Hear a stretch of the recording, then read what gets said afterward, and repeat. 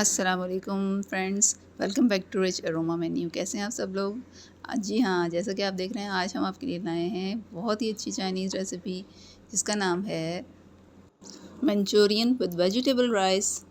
मैंने इसमें क्या किया है कि हरी प्याज भी आधा किलो के करीब ले ली है, शिमला मिर्च भी और बंद गोभी भी। ये तीनों चीज़ें मैंने आधा किलो ले ली और गाजरें मैंने 1 पाव ले ली। अब मैंने क्या किया कि 3 चम्मच मैंने ऑयल ले लिया है और उसको अपनी देगची के अंदर डाल लिया है, इसको गर्म किया है और आधा आधा चम्मच हमने लहसुन और अदरक पिसा हुआ डाल दिया है। अब हम इसको हल्का सा गोल्डन ब्राउन करेंगे और उसके बाद इसमें हम अपनी सब्जियां डालेंगे। अच्छा, अदरक और लहसुन जो मैंने पिसा हुआ डाला है उसके लिए मैंने बड़े खाने का चम्मच का इस्तेमाल किया था। ठीक है, आधा आधा बड़ा खाने का चम्मच मैंने डाल दिया इसमें अदरक लहसुन।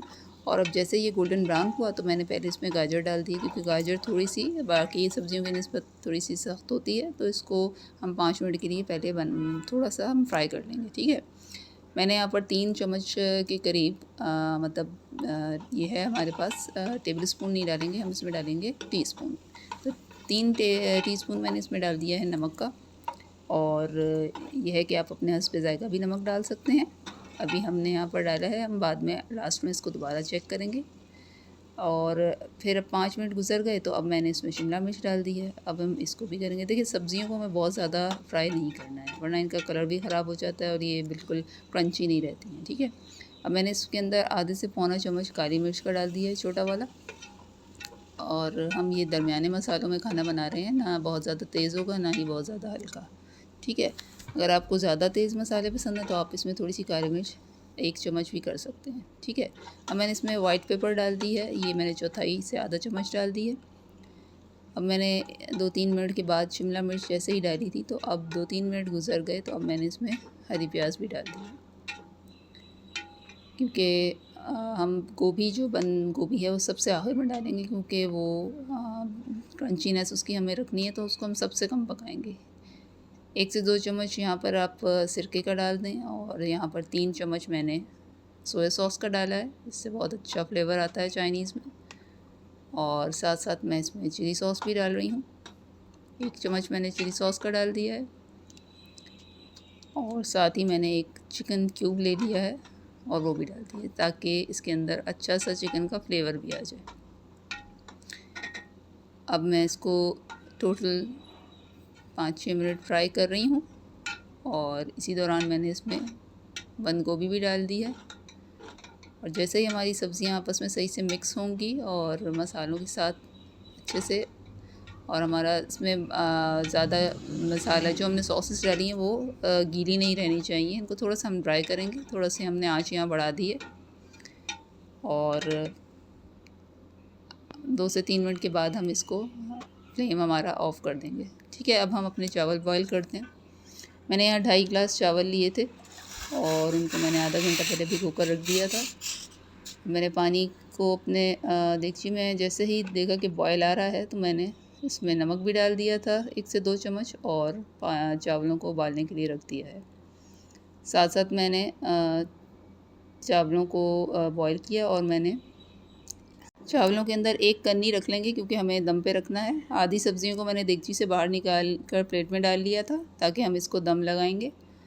और अब मैंने जो अपने चावल 1 कन्नी कसर रहने दी थी, वो मैंने बॉईल करके रख दिए थे। स्ट्रेन करने के बाद मैंने उनको आधा डाल दिया, फिर मैंने सबसे नीचे सब्जियां रखी, फिर चावल की तह लगाई, और फिर बाकी की सब्जियां डाली, और फिर आखिर में ऊपर से मैंने चावल डाल दिए। और थोड़ा सा इसमें इनको चावलों को अच्छे से मिक्स करने के लिए इसमें मैंने सोया सॉस का इस्तेमाल किया है। आप भी चाहें तो इस जगह पर आपको जैसे ही चावल आप मिक्स करने लगेंगे तो उसमें आप अपने मसालों को सेट कर सकते हैं अपने हिसाब से, यानी कि सोया सॉस या चिली सॉस का इस्तेमाल आप कर सकते हैं। अब हम साथ साथ मंचूरियन तैयार कर लेते हैं, क्योंकि चावलों को हमने अब दम पर रख दिया है। हल्की आंच पर हमने तवे के नीचे आंच जला के और अपनी देगची रख दी है। और अब थोड़ी देर के बाद मैं इसका चमचा हिला रही हूँ, और साथ साथ मैंने चिकन को क्यूब्स के शक्ल में काट लिया था, और उसके अंदर मैं अब थोड़ी सी देर के लिए 10-15 मिनट के लिए कम से कम, और चाहें आप तो आधे घंटे के लिए भी मैरिनेशन कर सकते हैं। मैरिनेशन वाला चिकन ज़्यादा मज़े का बनता है, तो मैंने इसलिए साथ साथ चिकन को मैंने मैरिनेट किया है। और यहाँ पर मैंने ऑयल 1 चम्मच लेके और उसमें एक छोटा चम्मच जिसमें आधा चम्मच लहसुन और अदरक पिसा हुआ शामिल है वो डाल के मैं हल्का सा इसको फ्राई कर रही हूँ। और अच्छा, चिकन जो हमने मैरिनेट किया था ना उसमें मैंने 6 चीज़ें डाली थी।